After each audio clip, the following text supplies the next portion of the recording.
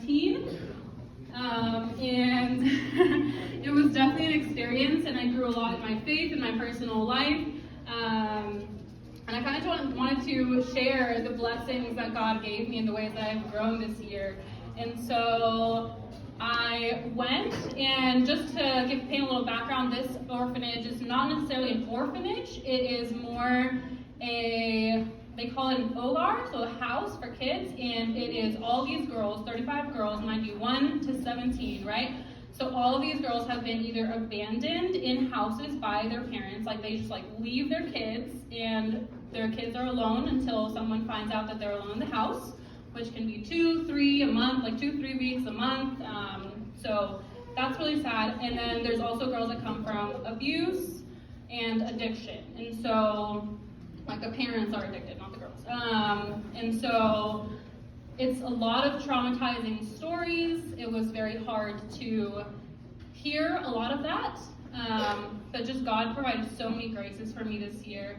I originally went with another missionary to that hogar from the U.S. as well. I was a Salesian missionary. I don't think I said that.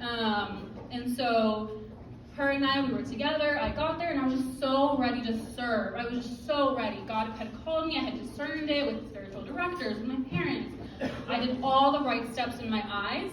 And then I get there, and I just loved what Father said in the homily about how, as RC missionaries, as RC members, we're all called to be like St. Paul, right? To form other apostles, to spread the word and spread the gospel. And so that was just, I had so much fire in me. I was like, I'm ready, God, I'm ready. Send me, send me. I get there, and my mom may have told people, but everything just hit me in the face. The devil was trying to bring me back. I got super sick. I had to go to the emergency hospital, to the emergency room 3 times within my first month there. My visa process, I became illegal, and people were trying to kick me out of the country, and so it was just a ton of stuff. And I was like, I think Bolivia hates me. I am just gonna go home. This was not meant for me. I'm done, right? My first 2-3 months there. But God kept on saying, I called you here, you discerned this, remain confident in my promise to you that everything's going to be okay. And I was like, okay, God, I'm trusting, but I don't know how much more I can take. Literally a month later, my missionary partner had a very traumatic health issue, and from one day to the next, she had to go back to the States. And so I was already struggling with 35 kids by myself and the other missionary partner with the 2 sisters that run the hogar, and we were barely making ends meet with sending all the girls to school, helping with homework, taking them to the dentist, and just taking care of that many kids is a lot of work. And so from one day to the next, I'm alone, I'm the only missionary there, and I'm just okay, God, now what? But if anything I learned this year was how faithful he is and how much he takes care of those that he loves. And so at first it was very hard, not having anyone to share the experience with. I was eating alone. I had 1 day off a week, and I was just doing things by myself. It was I don't have a spiritual community anymore. The sacraments were missing from my life. My prayer routine had been changed. And so I'm just God, I feel just so alone. I feel like you're not here. Obviously you're here, but I don't feel you. Everything was just so overwhelming. And all of a sudden he's like, Mara, I'm here. I'm with you. Don't be afraid. And so from one day, I was struggling to not have a spiritual community. And then the next day off, my next Saturday off, I met this young adult group in the church, and they were like, oh my gosh, we meet Saturdays from 5 to 7. Do you want to join? And I was like, that's my day off. What? And so I ended up having a spiritual little community there. So God provided that. I was missing the sacraments so much because I think that was one thing that was so hard for me, was just a change in my prayer life and the change in the sacraments, because here my prayer life was very routine, right?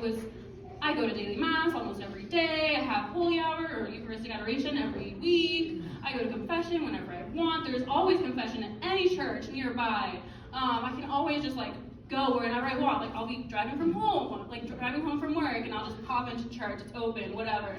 And I go to Bolivia, and there's no holy hours near me. There's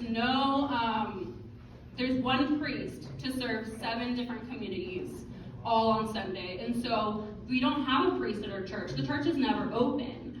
There's no confession times available. And sometimes mass is canceled because there's protests on the street and the priest can't come. And so I remember very clearly this one time, 2 weeks had passed and I had not received the Holy Eucharist. And I called my mom crying, and I was like, Mom, I just need Jesus. I need strength from him. And I had never realized until that moment just how much strength he gives me in everything that I do. It comes from him, right? And so I was just crying, and through that moment, God was like, am I only in the Eucharist? Is that the only place that I am present, Mara? And I was like, I don't know, like I know you're present all the time, but that's just like where I draw my strength from, Jesus. Where else am I going to draw my strength? And he was like, look for me elsewhere. My love for you is everywhere else. I am in the Eucharist, yes, but I'm also in other places. And so my life became a walking examen.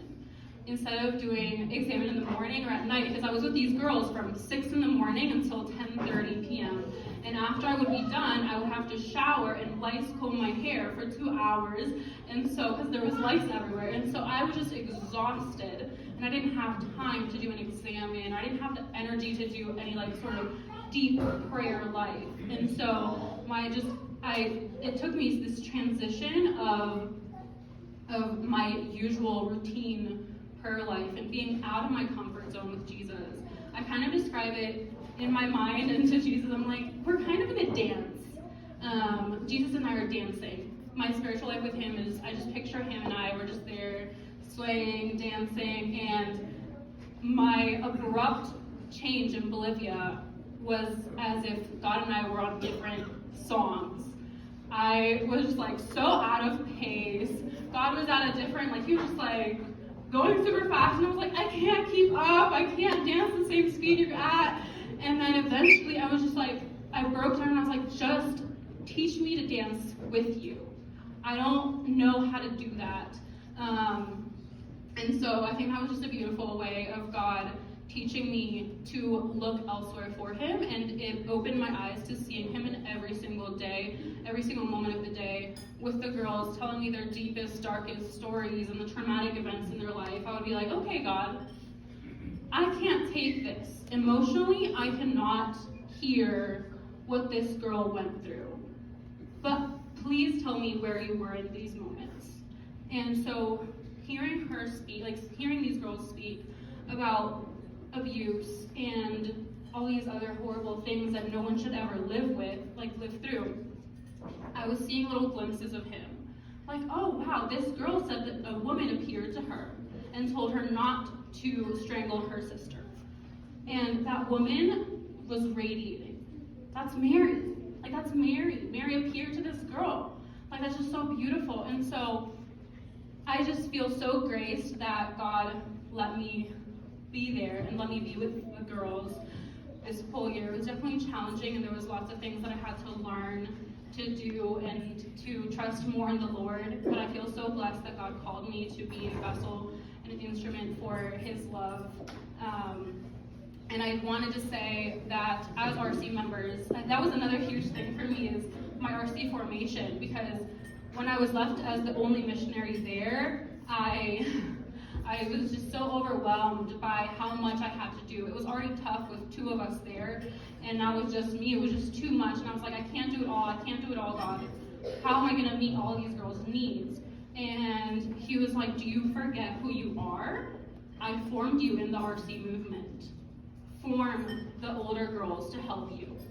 And so I eventually ended up focusing most of, obviously I'm taking care of all of them, but I focused a lot of my energy towards the older teenage girls and forming them into little helpers. And so that was kind of my apostle, because before me there was really the older girls were neglected, because the younger girls need so much more care, right? There's girls that pee their pants, and there's girls that need to be fed and things like that, and so the older girls are kind of neglected. And so it became my mission, I feel like, to be there to help the older girls realize how loved they are, and to realize that they are capable of impacting the younger girls. And so by the end of my year, it was never morning or night to day, the transformation of the girls, but by the end of my year there, I was very impacted to see at least 2-3 of the older girls taking care, not just like yelling, do this to the younger girls, but they would be like, hey, like, you want to do this instead of doing this other thing?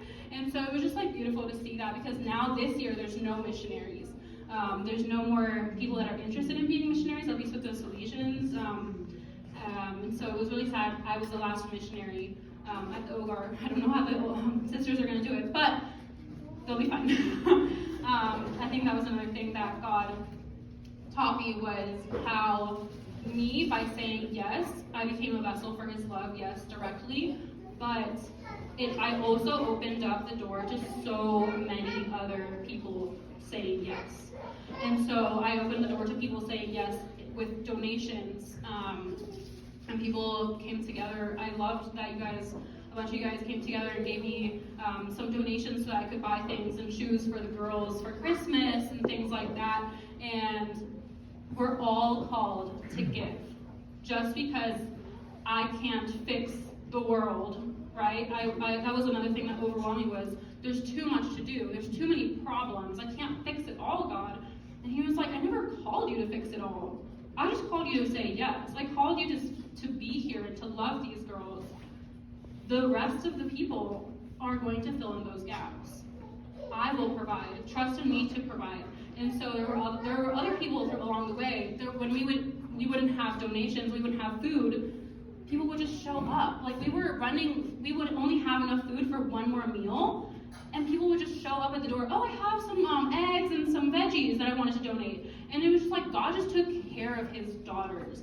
And that was just so beautiful to witness firsthand. And the impact that we can all have on people's lives was very emotional for me. So yeah, I just wanted to share that with you and hope that it touches your heart in some way, and to invite you all to reflect on how God is calling you to say yes. And in any way, it could be money, time, just being nice to the person next to you, and to share God's love through your smile and through the way you talk. And so